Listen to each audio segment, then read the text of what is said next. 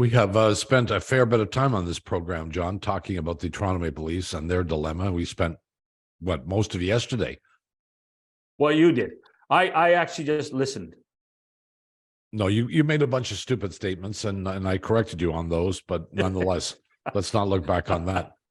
Oh, ancient history. Here's a guy whose opinion on this kind of stuff I respect more than yours, to be honest with you. Gosh, Bad that's mistake. Hurtful. That's hurtful. At least I'm logical. Oh, thank you. Kypreos, you heard that. Do you have anything to say to Mr. Shannon about that? Yeah, listen, when it comes to the Toronto Maple Leafs, all bets are off on anybody, anything, opinions or otherwise. Well, I can't disagree with you. We spent a lot of time yesterday, and I think both John and I are of the opinion that whatever happens in this series, and we do not expect the Toronto Maple Leafs to win 4 straight games. They probably will lose in 4 straight games, but it's going to be extremely difficult, maybe impossible, to come back with this same lineup again next year. And it's not because of this season necessarily. It's because of the last 4 or 5 years. Do you think this team is at a point now where it has to be undone and redone? I don't know to what extent that means, Bobcat. No question that you cannot come back next year with the same lineup. It's debatable whether you can come back with the same management, the same coaching staff. Up top, I think MLSE would look at where Brendan Shanahan lies in terms of his future. I think a sweep, if not a massive comeback from 3-0 deficit, would be looked upon everything from head to toe. But I have said this in previous years, I think you know, and they haven't done a damn thing. Do we have any indication that they're prepared to do something as dramatic as this? Because I agree with you. I think you have to look at the coach, you have to look at the general manager, you have to look at the president, and you absolutely have to look at the players. Yeah, I do believe that this summer would be different from last summer. And listen, there was a ton of pressure on Sheldon, Brendan, and Kyle last year, and somehow, some way, they managed to bring everybody through for one more crack. And we know where Kyle Dubas was this time last year, that he still believed in the core group, that they were still going through a process. And say what you will, but MLSE went for it. But they won't go with it for 2 years in a row. I don't know what that means. Does that mean a major lineup change? Does it mean a coaching change? Does it mean they think it's a general manager change? I don't know. Only time will tell, but they won't get the same benefit of the doubt that they had 12 months ago. Well, if they made a let me just theorize. If they didn't make a general manager change, do you think Dubas would go run this basically this lineup back again? No, he would not. He'd be smart enough to know that I can't get away with it, that I can't sell the same program that I sold this time last year. He sat on the podium and he answered with Brendan those questions, and still felt that he could still win with this group. But seeing what's happened in the first 3 games of the second round, and we'll see what happens as early as game 4, or how quietly they want to go away. We'll see what's left of that lineup that he not only doubled down, but Shanny, if I'm corrected, maybe tripled or quadrupled on this current roster. Before, the autopsies are already beginning, and Bob and I started them yesterday.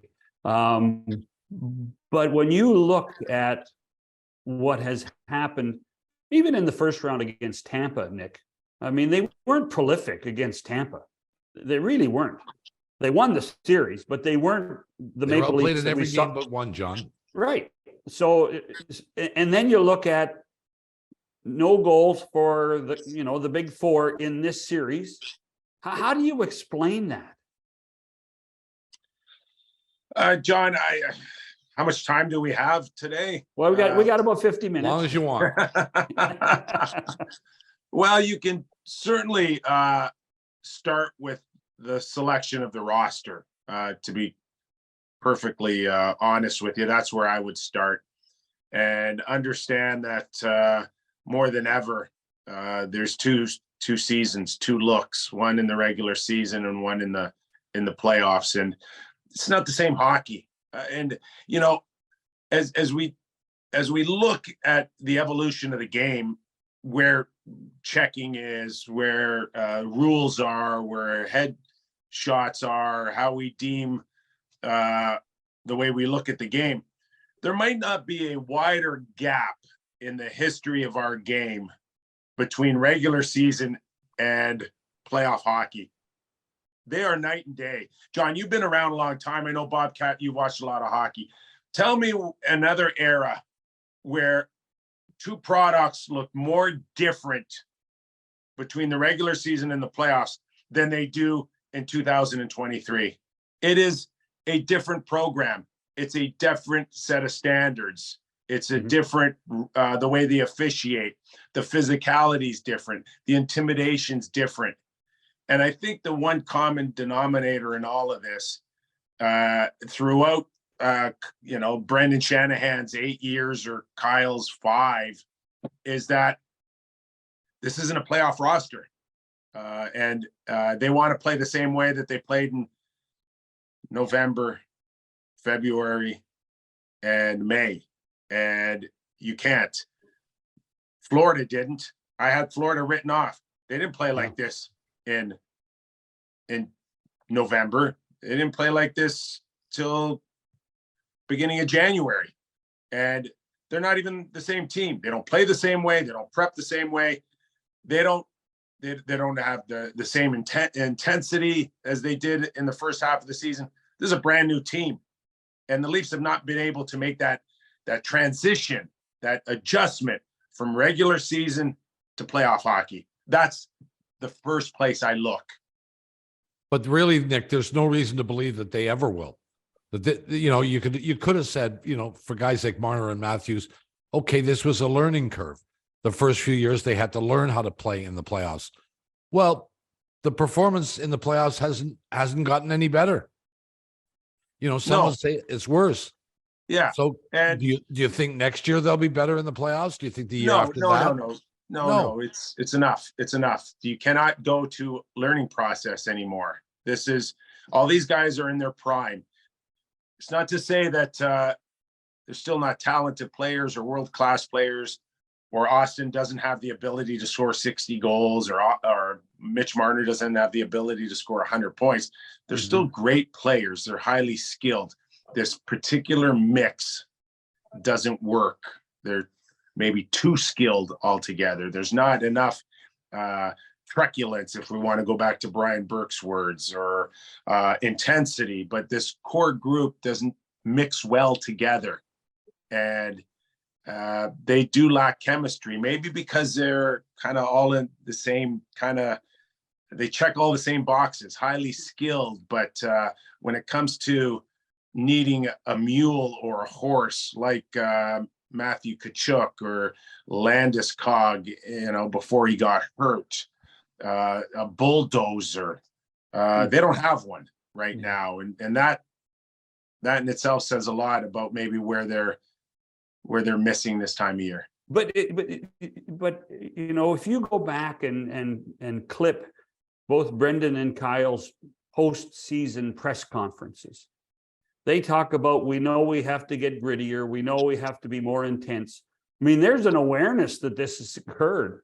And every year at the deadline, they have tried to do it. But those short-term remedies don't even appear to be a difference maker. Now Nick Foligno got hurt 1 year after he got traded for. Ryan O'Reilly, Ryan O'Reilly is, you're never going to question his effort, but he can't do it by himself. No, nor does he have that truculence that we spoke of. I mean, he's a good, gritty player, but he's not driving. He's not making anybody really look over their shoulder like Bennett does, or Matthew Tkachuk, or even a Barkov on the back check, or the ability to come in, pick up a puck in his own zone and move it out. They lack that. And John, it's just when you look at the lack of success they have, there's a few boxes that they still don't check, and that's just one of them. And I don't want to just say that's a make or break, that this team isn't physical enough or gritty enough. They've left also other holes in their lineup. The biggest one for me, and I've mentioned this time and time again on Real Kipper and Born, is that may be one of the worst left wing positions in the league.